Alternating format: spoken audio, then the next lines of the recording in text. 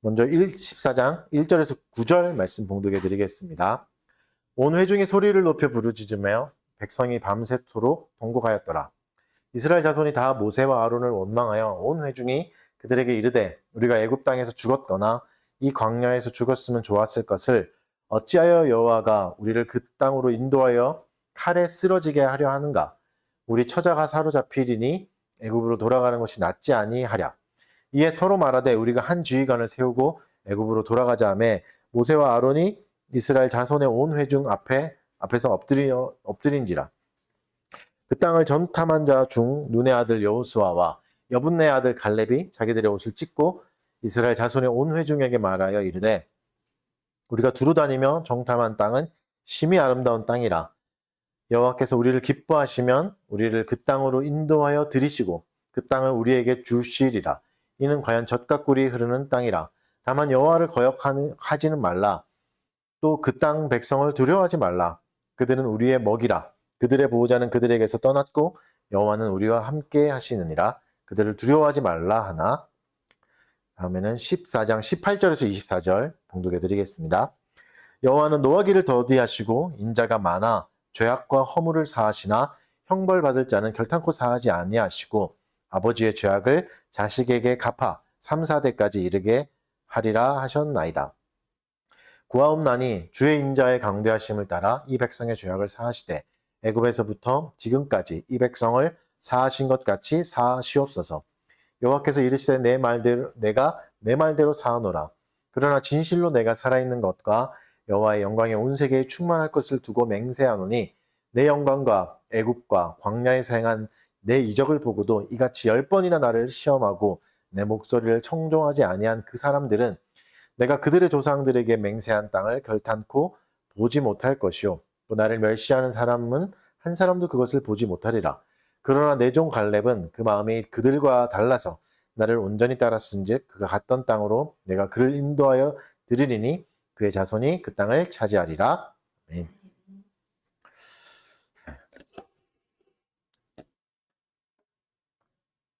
오늘은 실패 시리즈 7번째 시간입니다. 당신의 상처가 무늬가 될 때 라는 제목 가지고 말씀 전하도록 하겠습니다.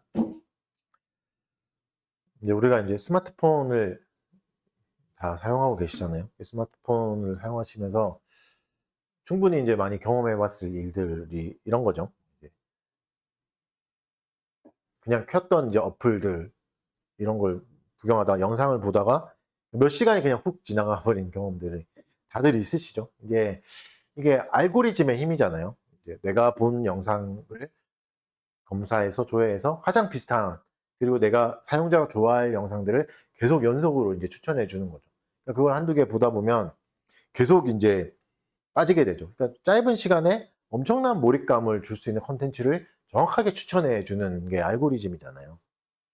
그래서 뭐 인스타그램, 유튜브, 뭐 틱톡 이런 거 이제 보다 보면 진짜 몇 시간 그냥 흘러가는 경우가 너무 많지 않습니까? 그러니까 이게 뭐 긍정적인 기능이기도 합니다. 데이터의 긍정적인 기능이죠. 나를 파악해서 도파민을 자극해서 이제 즐겁게 해주는. 그러나 또 부정적인 기능도 있죠.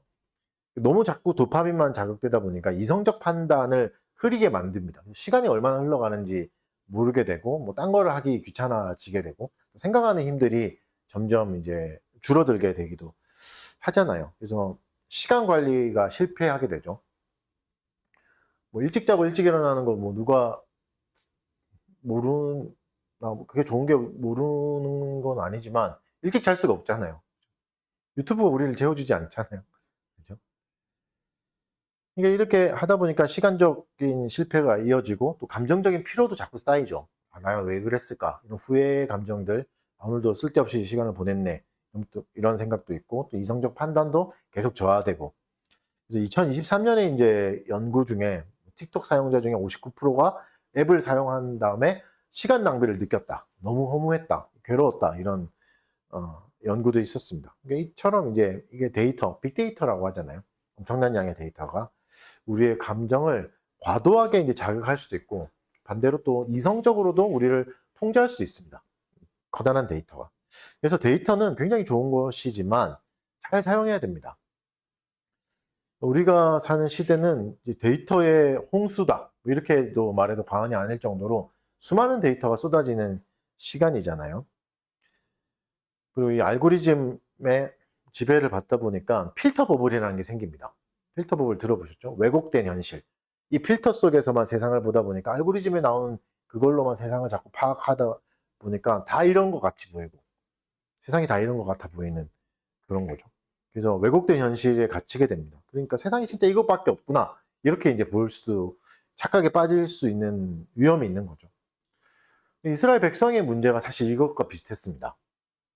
직면한 문제가 이거죠. 이제 그들이 어떻게 됐죠? 이집트를 탈출했잖아요. 이집트를 탈출하고 가나안에 들어가기 전에 하나님 그 오랫동안 약속하셨던 적과 꿀이 흐르는 땅을 앞두고 가나안 땅에 이제 정탐꾼을 보내고 정탐꾼들이 이제 성실하게 조사해서 다양한 데이터를 가지고 오거든요.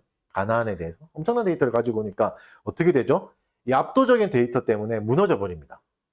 데이터의 내용이 10명의 정탐꾼을 보냈는데 어쩌죠? 가나안의 위협이라는 압도적인 데이터를 갖고 온 거죠. 가나안 진짜 위험하다. 가나안이 엄청나게 발전했더라. 우리가 따라갈 수 없더라. 이런 거죠. 그리고 이런 압도적인 데이터 때문에 하나님의 약속, 하나님 그 오랫동안 약속하셨던 땅이라는 게 완전히 잊혀져 버리죠. 이게 필터 버블입니다.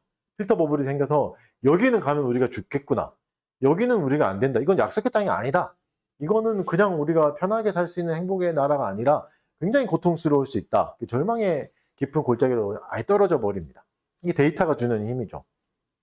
그 와중에도 이제 소수의 사람이 같은 데이터를 가지고 전혀 다른 분석을 합니다.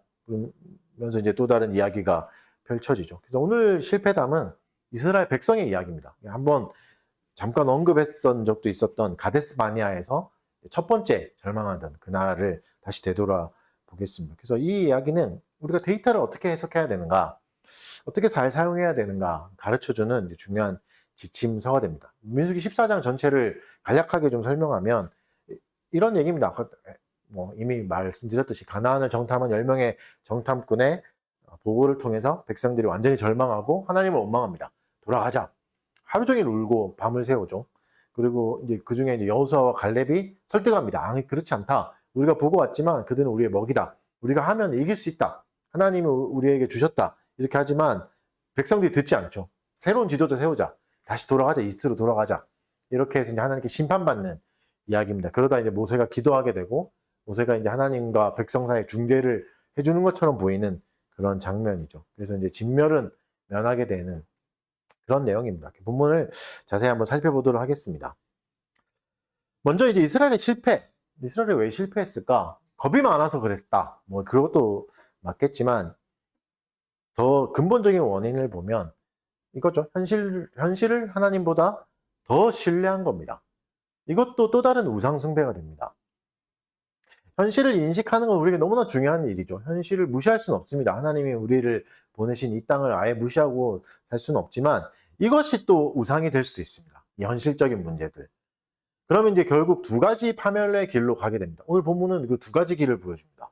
현실을 너무 우상시할 때, 이게 너무나 큰데 내가 어떻게 이겨내나 이럴 때 두 가지의 모습이 나와요. 첫 번째 길은 절망의 길입니다. 정탐꾼들이 거짓말을 하지 않았죠. 우리 말씀 같이 읽어볼까요? 제가 읽어드릴게요. 민수기 앞에 13장 28절 정탐꾼은 이렇게 보고해요. 그러나 그 땅 거주민은 강하고 성읍은 견고하고 심이 클 뿐 아니라 거기서 안악 자손을 보았으며, 부정할 수 없는 사실을 기반으로 한 데이터입니다. 이제 거주민이 강하다. 이스라엘 백성은 지금 노예로 살았잖아요. 노예로 살아서 거주 이전의 자유도 없고 집회의 자유도 없어서 군사 훈련도 못 받았고 힘도 없고 자신은 군대라고 부를 수 없는 그냥 오합지졸인 상태잖아요. 근데 거주민이 너무 강해요. 그리고 성읍이 있어요. 이스라엘이 건축을 해봤을까요? 건축도 못 해봤죠. 그냥 노가다만 했겠죠. 억지로 일하는 그런 것만 했는데 성읍을 견고하게 쌓고 공성전을 해보지도 못했잖아요. 그러니까 공성전을 해야 되는데 그리고 어떻게 이기나. 그리고 안악 자손 엄청 키가 크다. 거인과 같다. 이런 사람들을 본 거죠. 그러니까 쉽게 말하면 가나안 거주민들은 이스라엘 백성보다 훨씬 더 강하고 발전된 환경에 살고 있는 겁니다. 선진국이다 이렇게 볼 수도 있겠죠. 그런 나라에서 살고 있는 백성 우리가 어떻게 이길 수 있냐. 이제 이스라엘 백성의 오류는 뭘까요? 이거를 그대로 잘 파악했죠. 파악한 것은 나쁜 건 아니지만 이 데이터로 자기들을 다시 재해석한 게 문제입니다. 자기들을 재해석, 자기들의 정체성을 다시 생각해버리는 게, 다시 해석한 게 이게 어려운 거죠. 13장 13절 읽어드릴게요.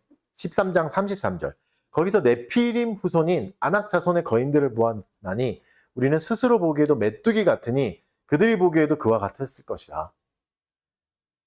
우리가 굉장히 많이 하는 말입니다. 사실. 저 사람들이 나를 어떻게 생각할까? 이거잖아요. 저 사람들이 나를 어떻게 볼까? 사실 나 너무 메뚜기 같은데? 오늘 입은 옷을 사람들이 어떻게 생각할까? 내가 했던 헤어스타일이나 머리를 사람들이 어떻게 생각할까? 내가 이 말을 하면 사람들이 어떻게 생각할까? 딱 그런 내용이잖아요. 네피림의 안악자손이 보기에 우리는 너무 초라할 것 같은데? 저 사람들이 보기에는 너무 초라할 것 같은데? 선지국 사람들이 보기에는 내가 너무나 바보 같아 보일 것 같은데? 그렇잖아요. 여기서 이제 메뚜기라는 단어를 쓰는데 케아가부 뭐 이런 뜻인데 아무런 힘도 없이 밟히거나 잡아먹힐 수밖에 없는 그냥 미약한 존재, 그런 정도의 의미입니다. 그러니까 어떤 거죠? 이제 그들의 정체성을 아예 잃어버린 거죠. 이스라엘 백성이 잊어버린 거죠. 그 모기 사슬의 제일 최하에 있는 메뚜기 같다. 내가 이렇게 의미 없는 존재고 밟힐 수밖에 없는 존재구나 라고 이제 인식하게 된 거죠. 그러니까 극단적인 자기 비하에 빠진 겁니다. 나는 아무것도 못해. 이러다가 망할 거야. 난 메뚜기야. 나는 이제 사회 부정자가 돼서 이럴 거야. 뭐 이런 거죠. 그래서 자기 비하의 결과는, 여러분, 자기 비하는 굉장히 힘이 큽니다. 이게 약할 것 자기를 비하해서 약할 것 같은데 굉장히 힘이 커요. 어떻게 하죠? 밤새 통곡합니다. 밤새 울고 하는 거죠. 마치 장례식을 치르는 것 같습니다. 뭘 장례를 치르는 거죠? 하나님의 약속을. 하나님의 약속을 아예 장례를 보내버리고 계속 그냥 울고 있는, 통곡하는. 뭘 한 거죠? 절망을 예배한 겁니다. 여러분, 우리가 자기 비하에 빠질 때 가장 무서운 게 이겁니다. 우리는 절망을 예배합니다. 계속 묵상하고 나는 이럴 거야. 이 절망이 얼마나 크고 대단한 것인지 계속 생각하죠. 나를 절대 여기서 빠져나올 수 없을 거 나는 절대 제대로 못 살 걸. 이러면서 이 크고 놀라운 절망에 대해서 계속 묵상하고 높여드리고 절망을 그렇게 해서 아무것도 못하게 되는 거죠. 그래서 아무것도 못하게 되면서 심지어는 뭐 집 밖으로도 못 나가게 되는 때가 있잖아요. 근데 또 재밌는 게 있습니다. 이런 절망의 힘이 사람을 아무것도 못하게 만들지만 또 반대의 힘을 일으키기도 합니다. 극단적인 절망과 깊은 절망과 무기력에 빠진 사람의 종종 그 상황을 벗어나기 위해서 굉장히 극단적으로 행동하기도 합니다. 완전 반대의 행동이 또 일어나기도 하죠. 그러니까 내 힘으로 아무것도 할 수 없다. 이런 메뚜기의 정체성을 가지면 반대로 이런 게 생깁니다. 그러면 내가 증명해 보이겠다. 뭐 사실 굉장히 좋아 보이잖아요. 그렇지. 내가 이런 정도밖에 안 되지만 이거 내가 극복해 보겠어. 사람들한테 이거 커 보이겠어. 사람들한테 자랑해 보겠어. 이게 이제 자기 그 동기부여 영상에서 가장 많이 나오는 말이잖아요. 이렇지만 열심히 하시면 여러분 이길 수 있습니다. 여러분의 힘을 보여주세요. 다시 무시하지 못하게 하세요. 이런 동기부여 영상 많이 보시잖아요. 그러니까 이렇게 됩니다. 그러니까 나를 무시해? 그럼 내가 증명해 보이겠어. 이런 이제 조급한 열심으로 돌변하기도 합니다. 절망의 마음. 그래서 이스라엘 백성이 그렇게 해요. 절망의 밤을 보내잖아요. 그래서 아무것도 못하게 된 줄 알았는데 그 다음날 뭐 하냐면 공격에 나서버려요. 그래, 가나안 우리가 한번 해보자. 하나님께 혼나거든요. 심판받은 다음에 너희는 이제 끝났다. 너희가 이렇게 내가 10번이나 했는데 막 10번이나 나를 시험하고 다 죽여버리겠다. 뭐 이런 식의 말씀을 하셨는데 무모한 공격에 나섭니다. 14장 마지막에 보면 가나안을 공격하러 나가는 이스라엘 백성의 모습이 나옵니다. 모세가 말려요. 하나님이 모세 맞죠? 뭐 말리는데 그렇게 해요. 그러니까 이게 두 번째 모습입니다. 절망을 겪었을 때 나오는 두 번째 모습. 이거는 정반대의 모습이 나와요. 데이터의 오류를 겪은 거죠. 그때는 정반대의 모습이죠. 열심으로 나옵니다.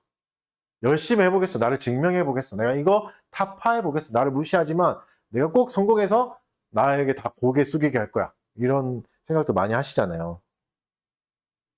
데이터를 받아들이긴 하지만 어떻게 하는 거죠? 나의 힘으로 이거 돌파해 볼 거야. 해석해 볼 거야. 이겨 볼 거야. 라는 노력이 있는 거죠.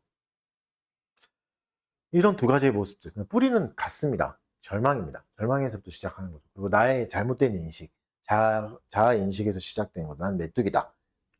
그래서 하나님 어떻게 하시죠? 심판하십니다. 이런 절망을 예배하는 사람들을 심판하신 거죠. 왜죠? 그건 우상숭배니까. 하나님이 아니라 절망을 예배한 거니까. 40년 동안 광야를 헤매다 죽을 것이다. 저번에 말씀드린 대로 이런 심판을 받아요. 40일을 하루를 1년으로 쳐서 40년 동안 방황하다 죽을 거다. 그래서 한 세대가 다 지나가고 그 다음 세대만 가나안에 들어갈 거다. 심판을 하시죠. 이 심판을 받으니까 어떻게 한 거죠? 또 정반대 우상숭배에 빠진 겁니다. 말씀을 같이 읽어봅시다. 민수기 14장 40절 읽어봅시다. 40절. 방금 말한 그 부분입니다. 읽어보겠습니다. 시작. 올라가며 이르되 보소서 우리가 여기 있나이다. 우리가 여호와께서 허락하신 곳으로 올라가리니 우리가 범죄하였습니다. 이게 되게 이상한 상황이거든요. 그래, 우리 범죄했습니다. 우리 죄를 졌습니다. 우리는 실패했습니다. 그래서 우리가 올라가겠습니다. 이렇게 말해요. 그러니까 절망에 빠졌는데 내가 한번 해보겠습니다. 열심히 한번 해보겠습니다. 이렇게 하는 거죠. 모세가 뭐라고 말하죠? 여호와께서 너희와 함께하지 않는다. 이거는 너희의 잘못된 열심이야. 그렇게 하지 마. 하는 거죠. 올라가지 말라고 합니다. 근데 듣지 않아요. 왜냐하면 이 열심은 주변의 친구들을 다 무시하게 됩니다. 내가 다 이겨봐. 이런 건 다 핍박이야. 내가 나중에 이제 유퀴즈 나가서 이런 거 다 얘기해야지. 막 이런 상황이 되는 거죠. 그러니까 하나님의 임재라는 굉장히 큰 변수거든요. 하나님이 진짜 함께 하시는가, 안 하는가. 이 신비하지만 결정적인 변수를 무시한 채 자기들의 힘만으로 이 데이터를 한번 역전시켜 보겠다. 이 가나안 내가 한번 정복해 보겠다. 이런 거죠. 그러니까 하나님이 안 하시면 내가 해보겠다. 이런 마음입니다. 굉장히 진취적인 모습이고 많은 사람들은 좋아하고 칭찬합니다. 그런 사람이 필요하지. 이렇게 어려운 걸 뚫고 나오는 사람이 필요해 라고 말하겠지만 스스로 자신의 삶을 구원해 보겠다는 헛된 노력이고 주제 넘은 교만의 모습입니다. 하나님이 원하시는 모습은 아닌 거죠. 두 모습이 완전히 다르지만 뿌리는 같습니다. 완전한 절망, 주제 넘은 열심, 같은 뿌리죠. 그 뿌리를 들어가 보면 뭐가 있을까요? 우상숭배입니다. 하나님의 자리를 내가 차지하려는 겁니다. 내가 해보겠다. 내가 보기엔 나는 아무것도 아니다. 이것도 똑같고 내가 보기엔 나는 이거 할 수 있다. 이것도 똑같은 겁니다.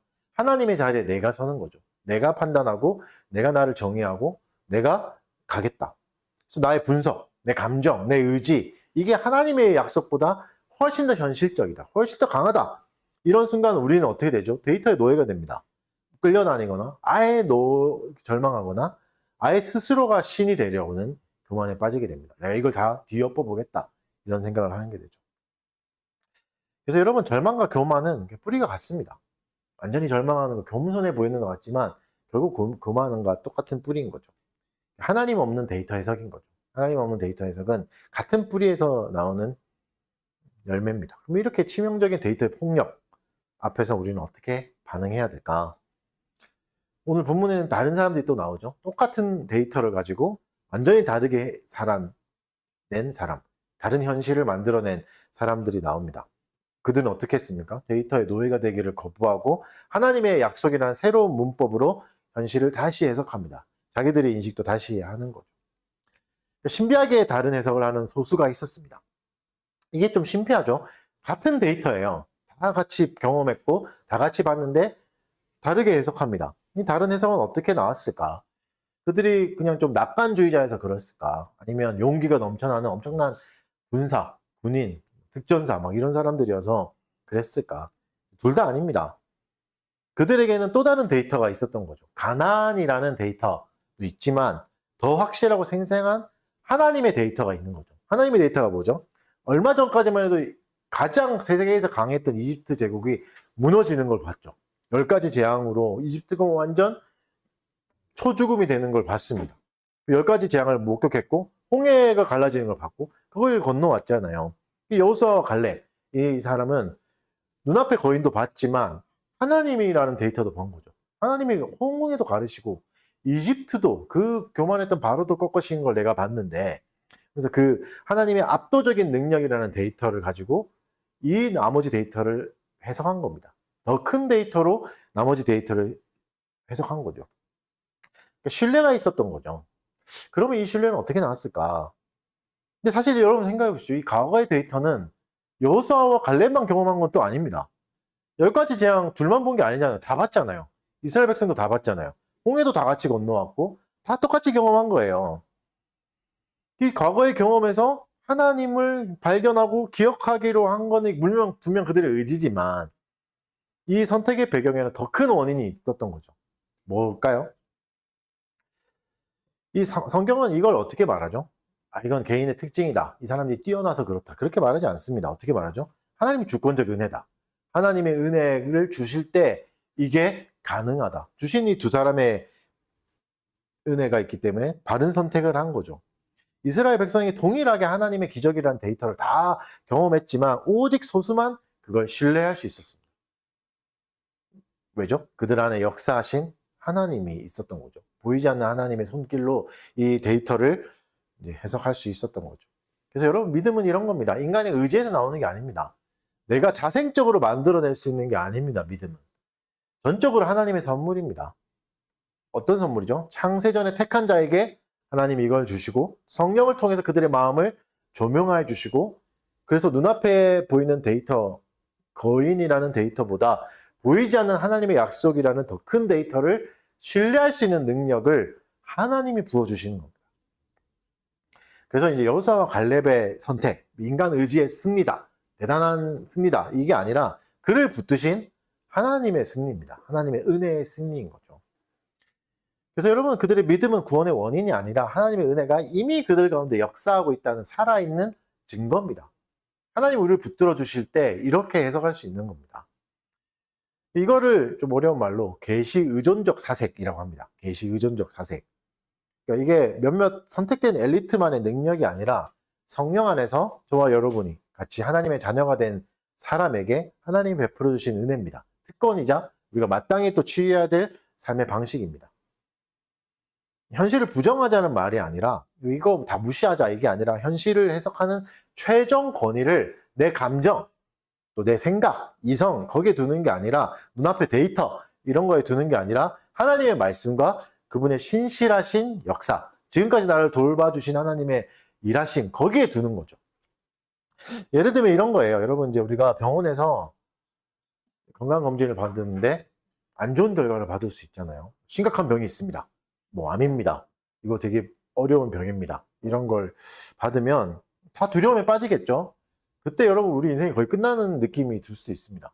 그런데 여러분, 만약에 엄청난 이제 AI가 발표돼 가지고 그 AI가 모든 의학 정보들을, 사실 뭐 지금도 있긴 하죠.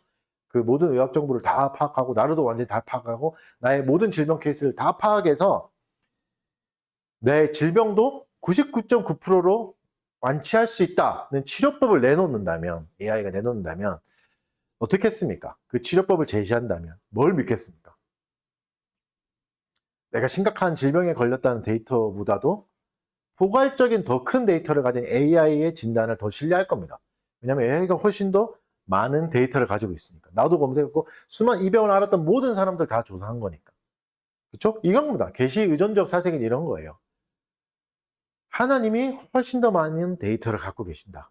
이거를 신뢰하는 거죠. 하나님이 모든 걸 다 알고 계신다. 그래서 내 삶에 암담한 이 데이터들을 하나님이 주신 지식으로, 하나님이 말씀하신 말씀으로 다시 재해석하는 거죠.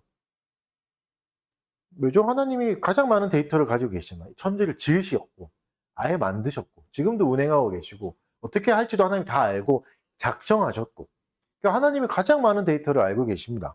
그래서 하나님이라는 데이터, 하나님의 말씀이라는 그 완전하고 큰 데이터를 이제 믿고 그 믿음 아래서, 그 말씀 안에서 나의 모든 것을, 나의 현실을 재해석하는 게 계시 의존적 사색인 거죠.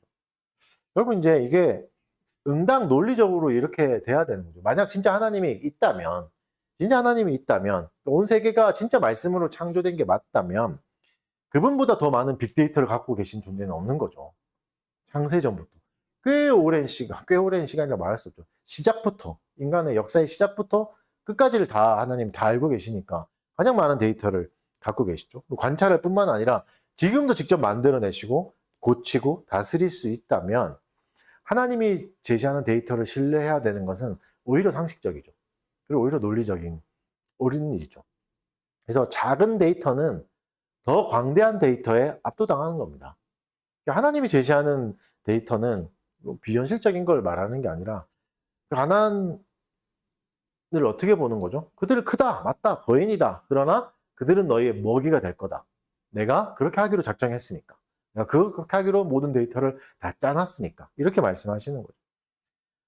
대표적인 사람이 다윗이었죠. 다윗이 그랬죠. 소년이었을 때, 연약할 때 골리앗을 마주친 겁니다. 가장 거대한 골리앗. 어른들은 다 두려워서 나가지도 못하고 골리앗이 막 사람들 조롱하고 있을 때 나가죠. 거인의 키라는 데이터도 있었고 무기라는 데이터도 있었고 강한 사람이라는 데이터도 있었지만 하나님의 약속이라는 데이터를 붙잡은 겁니다. 하나님의 데이터를 네가 무시해. 그러면 너는 하나님 밥이다. 이렇게 해석한 거죠. 그렇게 해서 나간 거잖아요. 그러니까 계시 의존적 사색은 인생의 길을 다르게 만듭니다. 우리의 삶의 결을 다른 결로 만듭니다. 근데 이게 언제 가능하죠? 하나님의 은혜 주실 때 가능한 겁니다.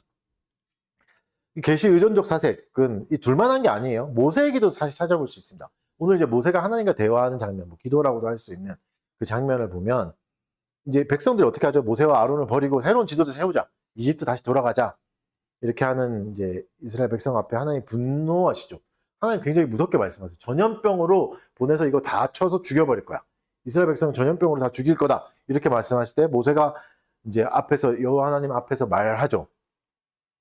이 장면을 만약에 우리가 상식선에서 그냥 우리의 상식으로 보면 분노한 신을 달래고 있는 신의 대리자 같은 모습으로 볼 수 있습니다. 이게 무속적인 행위잖아요. 무속이 다 이거잖아요.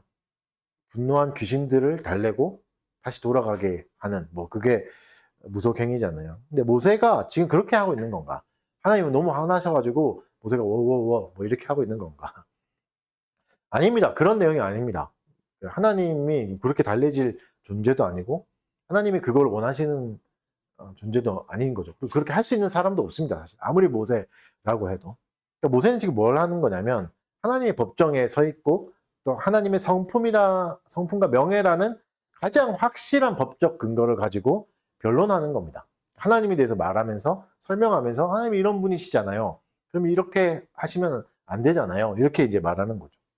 그래서 맹목적인 간청이나 비유 맞추는 거나 이런 내용이 아니에요. 그러니까 최고의 변호사가 돼서 하나님의 가장 확실한 증거, 하나님이 스스로 말씀하신 그 말씀을 기반으로 이제 주장하는 거죠. 하나님이 말씀하신 그 말씀은 모세가 하는 말은 다 하나님이 하셨던 말씀입니다. 하나님이 자기를 설명하는 그게 어디 출애굽기에 나와요. 출애굽기 34장 6절 7절에서 하나님이 이렇게 말씀하세요. 여호와가 그의 앞으로 지나시며 선포하시되 여호와라 여호와라 자비롭고 은혜롭고 노하기를 더디하고 인자와 진실이 많은 하나님입니다. 인자를 천대까지 베풀며 악과 과실과 죄를 용서하리라. 그러나 벌을 면제하지는 아니하고 아버지의 악행을 자손 3, 4대까지 보응하리라.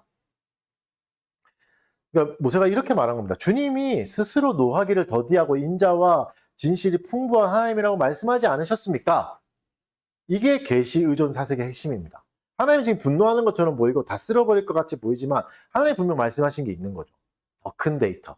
하나님은 그런 분이 아니라고 하셨는데 하나님 신실한 분이라고 하셨는데 약속을 지킨다. 노하기를 더디하고 인자와 진실이 많은 분이라고 하셨는데 그러면 지금 너무 하나님이 분노하셔서 두렵다. 이런 감정이 아니라 지금 이 상황, 이스라엘 백성이 다 죽게 되는 이 작은 데이터가 아니라 크신 하나님을 의지하는 거죠.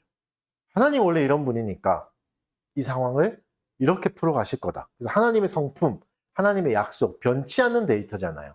이걸 가지고 이걸 근거로 삼고 하나님 앞에 말하고 있는 겁니다. 마치 그 이스라엘 백성에게 하나님 앞에 말하면서 이스라엘 백성에게 하나님의 성품을 다시 설명해 주는 것과 같은 내용입니다. 그래서 여러분 민수기 14장부터 13절부터 14장 13절부터 16절이 이제 모세의 말인데 모세가 하는 말 요약하면 지금 변덕스러운 신의 분노를 가라앉히는 뭐 무당의 역할을 하는 게 아니라 하나님의 신실함을 붙드는 백성의 모습을 보여주는 겁니다. 이 백성들이 어떻게 해야 되나? 하나님의 분노 앞에, 하나님의 진노 앞에 당연히 벌을 받아야 되겠지만 이 벌을 받을 때 우리가 어떻게 해야 되는가? 어떻게 반응해야 되는가의 모습을 정확하게 보여주는 겁니다. 어떻게 해야 되는 거죠? 신실하심을 의지해야 된다. 우리 다 같이 한번 읽어봅시다. 민수기 14장 18절부터 19절. 하나님 앞에 구했던 모세의 말입니다. 민수기 14장 18절부터 19절 같이 읽겠습니다. 시작. 여호와는 노하기를 인자가 많아 사하시나 형벌을 받을 자는 결탄코 사하지 아니하시고 아버지의 죄악을 사시게 위해 3, 4대까지 이르게 하리라 하셨나이다. 구하옵나니 주의 인자의 광대하심을 따라 이 백성의 죄악을 사하시되 애굽에서부터 지금까지 이 백성을 사하신 것 같이 사하시옵소서. 하나님 하신 말씀이죠. 하나님 말씀을 그대로 인용하면서 주님, 우리의 백성을 당신의 광대하심에 따라 우리의 어떠함에 따라가 아니라 하나님의 광대하심에 따라 용서해 주십시오. 다시 우리에게 길을 열어 주십시오. 그러니까 하나님의 성품을 정확하게 말하고 하나님을 정확하게 인지하면서 자비를 구하는 거죠. 이거는 지금 하나님의 변덕을 바꾸자는 말이 아닙니다. 아닌 걸 알았죠. 하나님이 지금 이렇게 화나실 분이라는 걸 아닌 걸 알았죠. 하나님의 신실함을 붙드는 겁니다. 여러분, 우리가 그럴 때가 있잖아요. 하나님이 나한테 왜 이러실까? 너무하다 싶을 때, 왜 이렇게 화가 내시고 나한테 잘 해주지 않으시나? 이럴 때 어떻게 해야 되죠? 모세처럼 해야 되는 겁니다. 하나님이 신실하심으로 다시 하나님을 바라보고 내 상황을 해석하고 하나님께 구해야 됩니다. 이렇게 구하는 거죠. 그래서 여러분, 모세와 여호수아와 갈렙은 제대로 된 데이터를 붙드는 겁니다. 여기서 이렇게 승리하게 된 거죠. 근데 여러분, 이제 중요한 게 그거잖아요. 여기서 이야기가 끝나버리면 우리는 꽤 어렵게 됩니다. 왜냐하면 그러면 딱 3명만 제대로 된 사람이고 나머지는 끝인가? 가치 없는 인생들인가? 그럼 역시 또 뭘 어떻게 흘러가는 거죠? 엘리트주의로 또 흘러가는 겁니다. 모세처럼 되라, 여호수아처럼 되라, 갈렙처럼 되라, 이렇게 하는 거죠. 믿음에 실패한 대다수 백성들은 어떻게 되는가? 진짜 이 사람들은 가치 없는 건가? 여러분, 만약에 하나님의 은혜가 이렇게 성공한 소수에게만 주어진다면, 믿음으로 제대로 데이터를 해석한 사람에게만 주어진다면, 모세, 기라성 같은 여호수아, 갈렙 이런 사람에게만 하나님의 은혜가 주어진다면 우리에게는 희망이 없습니다. 우리 대부분은 희망이 없죠. 왜? 우리 대부분은 이 회중에 속해 있을 테니까. 우리는 다 이런 사람이잖아요. 그래서 성경은 바로 이 지점에서 하나님의 위대하심을 한 번 더 보여줍니다. 이 지점에서. 하나님이 성공한 자들을 일으키시고 그들을 통해서 일하시는 것뿐만 아니라 실패한 자들도 다시 사용하신다. 그들을 통해서 다시 뭔가를 일으키신다는 것을 알려주십니다. 여기서 엄청난 놀라운 점이 있는 거죠. 그러면 이제 이스라엘이 실패했잖아요. 집단적으로 완전 실패한 거예요. 하나님 앞에 완전 장례식 치르고 이제 돌아가자 막 이렇게 했던 완전 불신앙의 모습을 보였던 사람들이잖아요. 어떻게 하실까? 하나님이 어떻게 하실까? GG, 굿게임 치고 이제 끄고 뭐 리셋 하든가 뭐 이렇게 하시나? 그러지 않으시죠? 이 실패라는 데이터마저도 하나님이 또 사용하십니다. 이스라엘의 반항을 사용하십니다. 그래서 이들을 붙들고 또 다른 이야기를 만들어 가시는 거죠. 우리가 잘 알듯이 하나님이 이들에게 수많은 기적과 하나님의 신실함을 그대로 또 경험할 수 있게 허락해 주십니다. 이게 하나님의 은혜인 거죠. 여러분, 여기서 우리의 소망이 나와요. 우리는 늘 실패하겠지만, 괴롭지만 하나님이 우리의 실패의 순간들도 바르게 사용하시는 겁니다. 여러분, 우리를 가장 괴롭히는 게 뭐죠? 우리를 가장 힘없게 붙잡는 건 의외로 과거예요. 과거에 내가 저질렀던 실수, 과거에 내가 저질렀던 상처, 내가 받았던 경험, 어릴 때의 경험, 과거의 경험이 지금의 우리의 성격을 형성하는 데 꽤 영향을 주잖아요. 삶에도 지대한 영향을 미칩니다. 과거는 굉장히 영향력이 큽니다. 꽤 오랫동안 우리를 잡아두고 자유를 잃게 만듭니다. 내가 전에 이런 거를 경험해서 상처를 받았으니까 여기는 못 가겠다. 이건 못 하겠다. 이게 과거잖아요. 그러면 하나님은 우리의 과거의 실패를 어떻게 다루실까? 이스라엘 백성의 실패를 어떻게 다루시죠? 쥐지치지 않습니다. 삭제하지 않으십니다. 삭제하지 않고 어떻게 하시죠? 죄에 구성하십니다. 과거를 통해서 이 실패의 과거를 하나님 다 갖고 오셔가지고 오히려 아름다운 작품을 만들어내십니다. 그래서 여러분, 완전히 실패와 눈물로 얼룩진 과거라도 하나님의 손에 붙들리면 아름다운 작품이 됩니다. 우리가 지금까지 7번의 실패 이야기를 통해서 하는 결론이 사실 이거잖아요. 많은 사람들이 실패했고 성경에 나온 사람들이 모두가 실수하고 실패하고 하나님이 보시기엔 다 낙제점을 받았지만 오히려 이 실패와 절망 속에서 하나님은 새로운 은혜를 시작하셨다. 새로운 이야기를 시작하셨다. 그렇다면 우리의 실패는 그냥 실패가 아닌 거죠. 사울이 실패했기 때문에 다윗이 나오잖아요.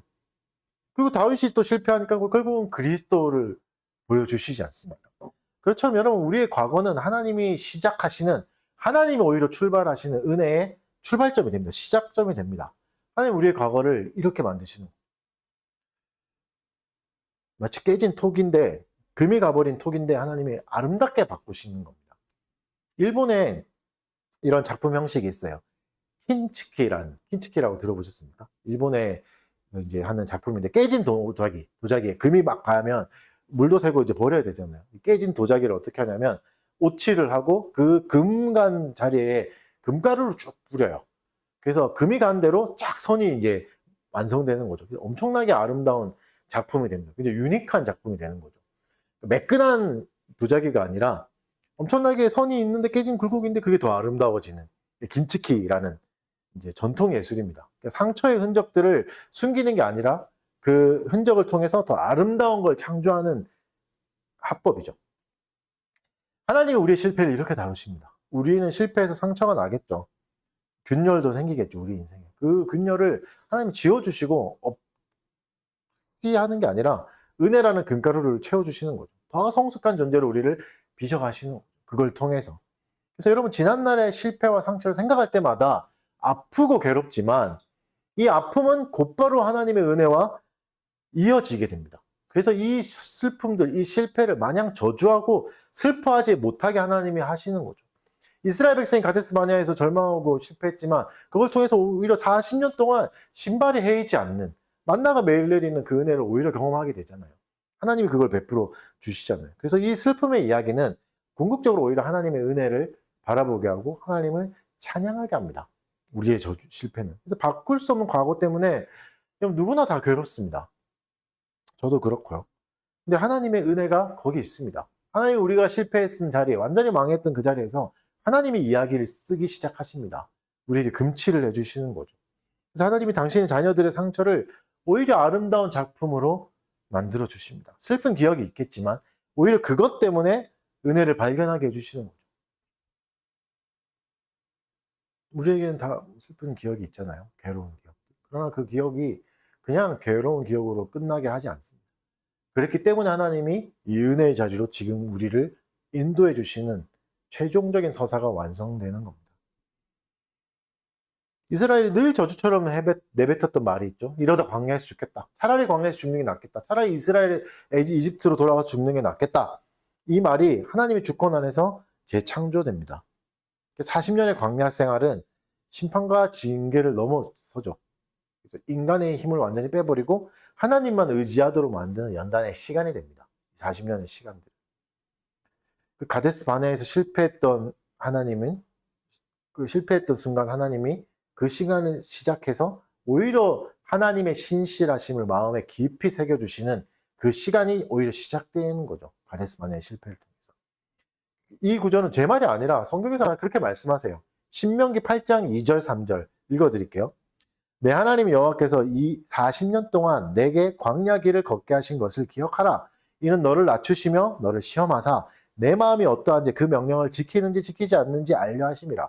너를 낮추시며 너를 줄이게 하시며 또 너도 알지 못하며 내 조상들도 알지 못하던 만나를 내게 먹이신 것은 사람이 떡으로만 사는 것이 아니요 여호와의 입에서 나오는 모든 말씀으로 사는 줄을 내가 알게 하려 하심이라. 이렇게 시작된 40년 세월 동안 이스라엘에게 뭘 새겨 주신다고요? 너는 그걸로 사는 게 아니야. 만나로 사는 거야. 이 만나는 결국 하나님의 말씀이야. 하나님의 말씀이라는 이 데이터가 네가 가진 어떠한 데이터보다 압도적이야. 이걸 알려주시는 거죠. 그래서 이거를 나중에 예수님이 다시 인용하시잖아요. 사탄의 시험 앞에서. 그 말입니다. 그래서 여러분, 우리는 실패하겠죠. 과거의 기억을 하나님이 삭제해 주시지 않습니다. 물론 삭제해 주면 너무 좋겠지만 오히려 하나님이 그걸 통해서 은혜를 베풀어 주시죠. 너는 하나님을 더 의지해야 된다. 하나님이 너한테 더 필요한 존재고 내가 너를 살게 한다. 끝없는 공급이 오히려 네 인생에 있을 거다. 이렇게 실패했는데도 너는 망가지지 않잖니? 이걸 보여주시는 거죠. 이렇게 실패했는데도 하나님이 너를 먹이시지 않니? 이걸 보여주시는 게 실패의 은혜입니다. 그래서 겸손을 더해 주시죠. 이 가데스 바네아에 하나님이 덧입혀 주신 이야기는 뭐죠? 오칠해 주신 이야기는 뭐죠? 겸손, 그리고 의존. 하나님을 더 의지해라. 이걸 알려주시는 거죠. 여러분, 이게 얼마나 은혜입니까? 우리가 입장을 바꿔놓고 생각해서 하나님이 내가 누굴 구원해 주는데 계속 원망하고 계속 시험하고 이런다면 어떻게 하죠? 그래, 넌 손절하자. 이렇게 가지. 아니, 내가 더 나를 신뢰할 수 있게 더 새겨줄게. 더 많이 경험하게 해줄게. 이렇게 하는 게 엄청난 사랑이지 않나요? 이게 엄청난 은혜죠. 하나님이 이 일을 하시는 거죠. 겸손과 의존이라는 새로운 의미를 더딥혀 주시는 거예요. 과거의 상처가 하나님을 아는 지식의 통로가 된 거죠. 여러분, 이게 이스라엘 백성이 이제 부끄럽고 사실 저주했던 시절을 재해석해 주시는 겁니다. 이 40년은 실패의 시간이 아니라 하나님의 은혜가 더딥혀 주신 시간이다 라고 해주시죠. 그래서 이스라엘 실패를 하나님이 업사이클링 하신 거죠. 그래서 더 깊이 하나님을 알 수 있게 해주신 겁니다. 그래서 여러분, 이 모든 혼돈의 결론은 명확합니다. 말씀을 같이 읽어봅시다. 민수기 14장 21절 읽겠습니다. 시작. 그러나 진실로 내가 살아있는 것과 여호와의 영광이 온 세계에 충만할 것을 맹세하노니. 결국 뭐죠? 목적은 하나님의 영광이 온 세계에 충만하다. 이 온 세계는 우리가 이미 지나온 세계도 있습니다. 과거도 하나님의 영광이 충만했다는 걸 네가 깨닫게 될 것이다.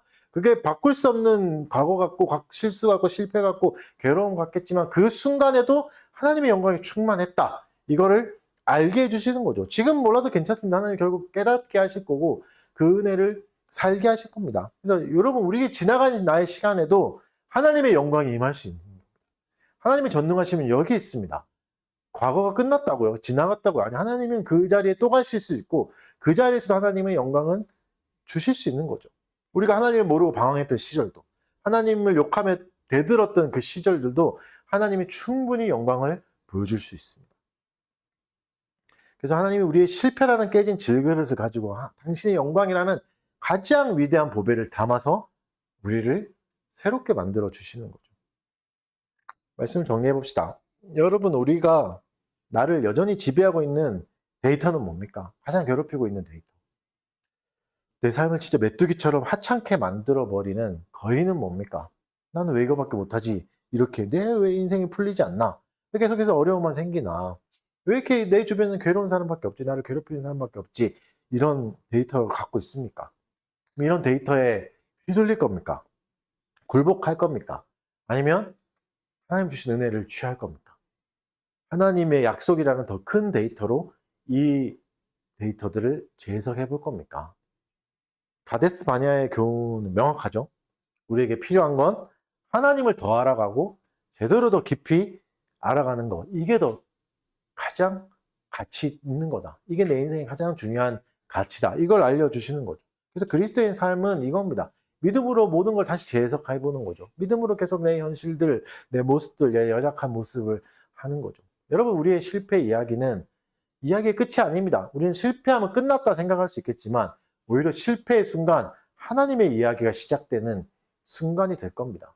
어떤 실패도 너무 두려워하지 마십시오. 물론 가슴 아프고 괴롭겠지만 거기서 반드시 하나님의 이야기는 또다시 시작됩니다.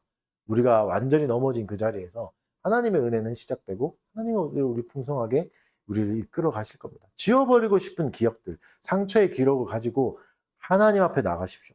하나님께 구하십시오. 하나님 더 의존하십시오. 의지하십시오. 나는 아무것도 못합니다 라고 전적으로 하나님께 위탁하십시오.